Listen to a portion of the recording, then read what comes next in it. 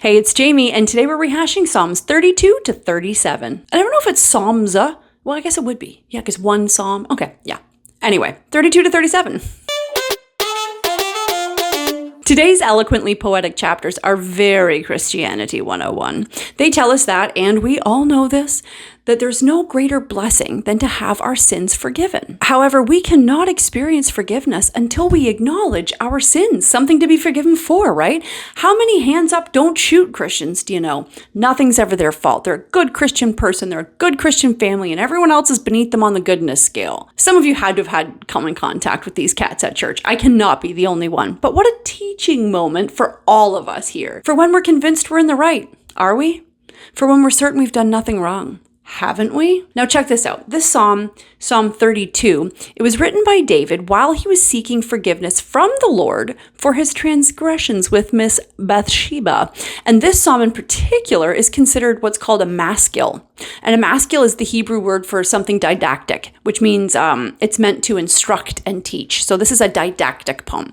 So let's see what it further says, okay? All right, David teaches us here that we'll continue to suffer for our sins until we admit to ourselves and to God what we did wrong. Now, personally, I don't know which one of those is more difficult. So many people, including me, everyone, sometimes we have trouble recognizing that we did something wrong. And so how do we ask for forgiveness if we can't even recognize our own wrongdoing? It's hard to take the blame and take the accountability and to take the onus.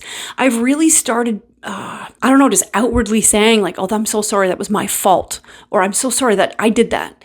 And people are very forgiving, but it gives me the free rein to hit my knees, you know what I mean? And ask the Lord for forgiveness when I can see what I have done wrong. And so David goes on here to say, when we do confess our sins, when we admit that they were indeed sins in the first place, God will then forgive us and give us that healing, baby, that we are asking for. Also, David says, then and only then.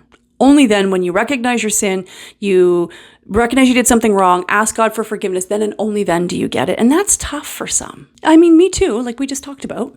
I get so caught off guard sometimes if my husband says that he doesn't feel loved by me that day, and I write him off in my head as being super needy. But he's not super needy, and I know that.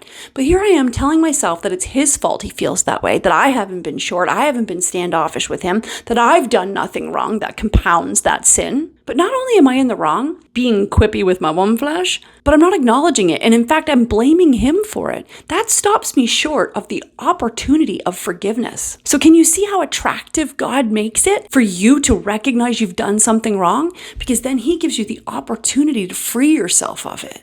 It's amazing. So quickly, let me share the other little nugget that grabbed me from today's reading assignment, Psalm 34. In Psalm 34, David writes, "Taste and see that the Lord is good."